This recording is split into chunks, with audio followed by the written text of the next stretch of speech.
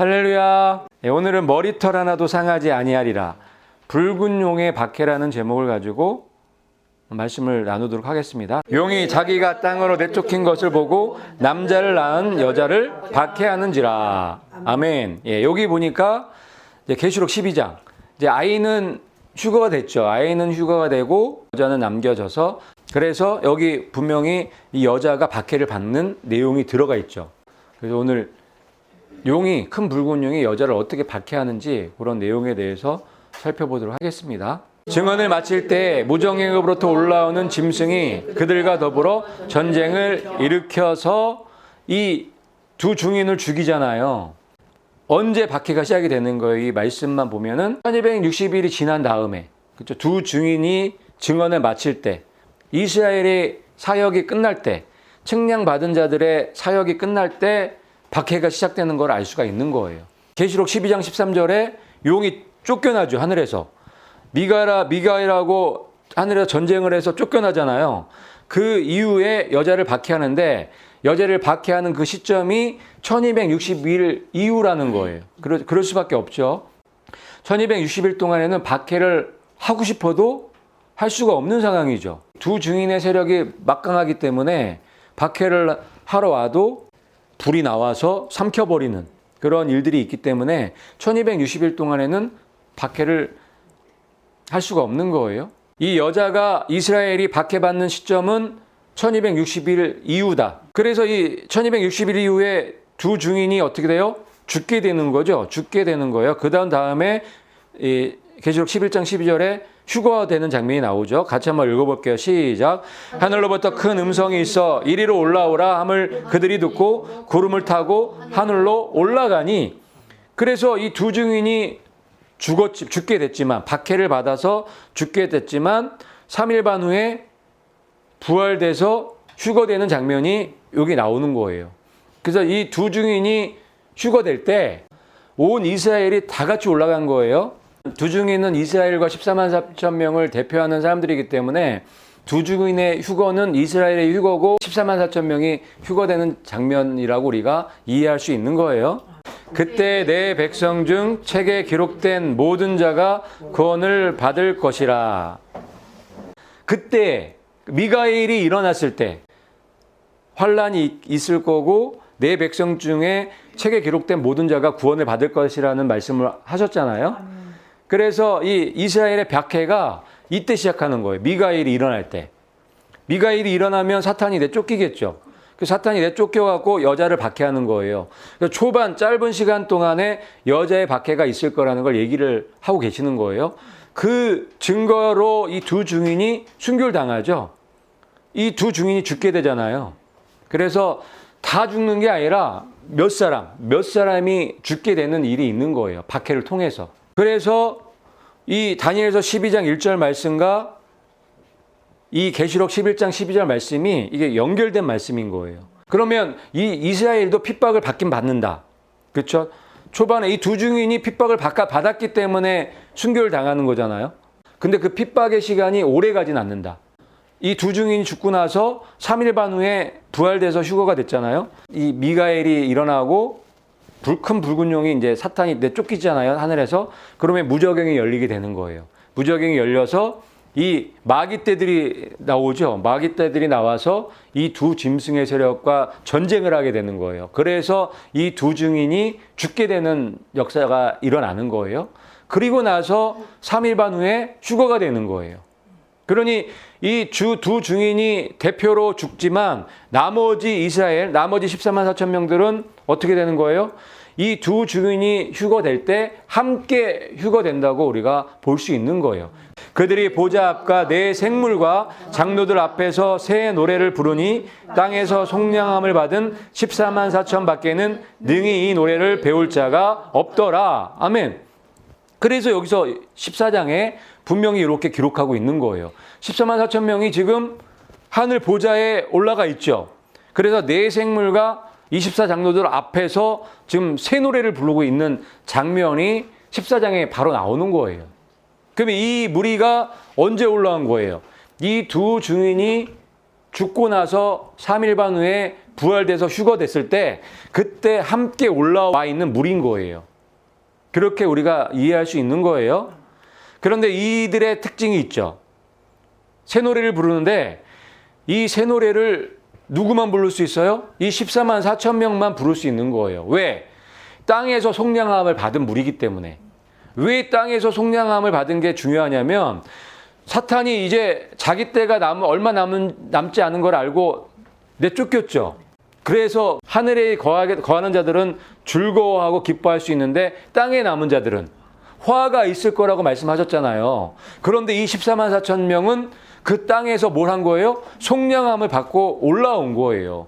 그래서 14만 4천만이 부를 수 있는 노래를 부르고 있는 거예요. 이들은 이 무저갱이 열리고 이 마귀 떼가 올라오고 이 전쟁이 있는 그런 거를 다 보고 올라온 사람들인 거예요.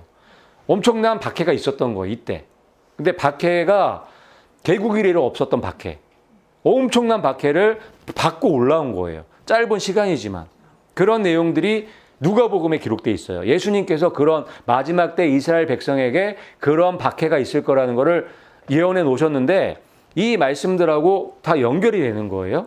내 이름으로 말미암아 너희에게 손을 대어 박해하며 회당과 옥에 넘겨주며. 그러니까 이게 누가복음 21장은 예언장이거든요. 마지막 종말에 있을 일, 마지막에 있을 일들을 쭉 예언해 놓으신 말씀인데 이 말씀을 하시는 거예요.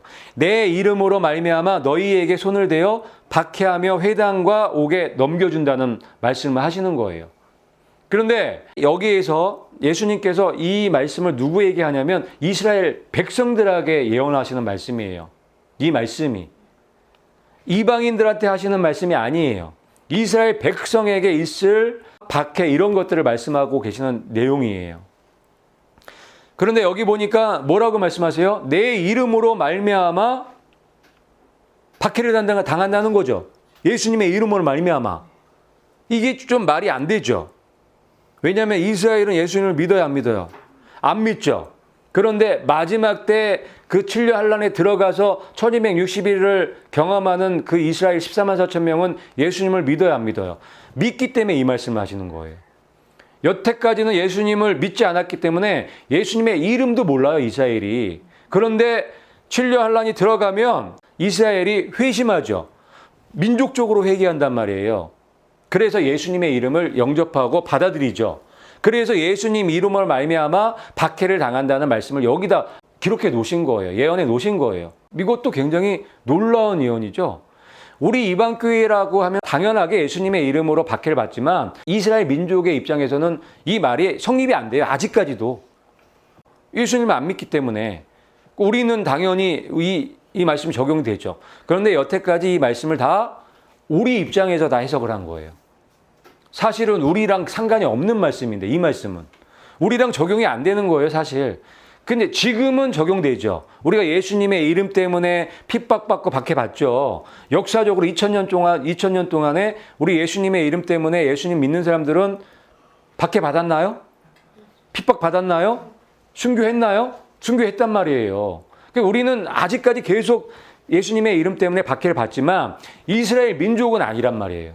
이스라엘 민족은 아직 시작을 안 했어요. 이 말씀 자체가. 이 말씀이 성취가 안 된 거예요. 이 말씀이 언제 성취돼요? 7년 들어가면. 7년 들어가서 1260일 이후에 이 말씀이 성취가 되는 거예요. 그래서 마지막 때에 여자의 박해, 이스라엘이 박해를 받는다. 잠깐의 시간 동안에 박해를 받는다는 걸 우리가 요 예수님의 말씀을 통해서 또 계시록의 말씀을 통해서 우리가 이해할 수 있게 되는 거예요. 그러면서 또 이렇게 말씀하세요. 너희 중에 몇을 죽이게 하겠고. 그렇죠. 다 죽는 게 아니에요. 이스라엘이 박해를 받고 핍박을 받는데 다 죽지 않죠. 몇 명만 죽는 거예요. 대표로. 그래서 두 증인이 이스라엘의 대표로 죽는 거예요. 그리고 또 뭐라고 얘기해요? 모든 사람에게 미움을 받게 된다는 거예요. 모든 사람, 모든 민족이거든요. 그럼 모든 사람과 모든 민족이 나오면 이 박해받는 사람들이 누구인지를 알겠죠. 누구예요? 이스라엘이죠. 왜냐하면 모든 민족과 모든 사람들에게 박해를 받는 민족은 이스라엘밖에 없기 때문에 이때는 나머지 모든 민족에서 예수님 믿는 사람들은 어디 갔어요? 휴거돼 갖고 올라갔기 때문에 이런 말씀들을 하시는 거예요. 진짜 믿는 사람들은 이스라엘 민족밖에 없는 거예요. 이때는. 그래서 이 말씀들을 하시는 거고 이 말씀이 성취가 되는 거예요. 이 성립이 되는 거예요.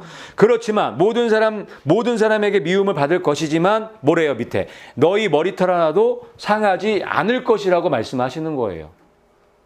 그렇기 때문에 이스라엘 14만 4천 명 중에서 몇 사람은 대표로 죽을 수 있어요. 이 말씀에 의해서.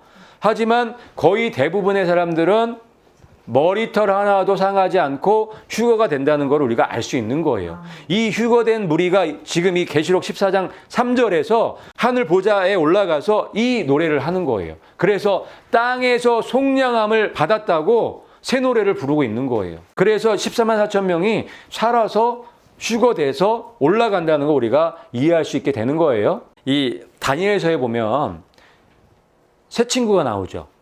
우상한테 절하지 않는 새 친구가 나오죠.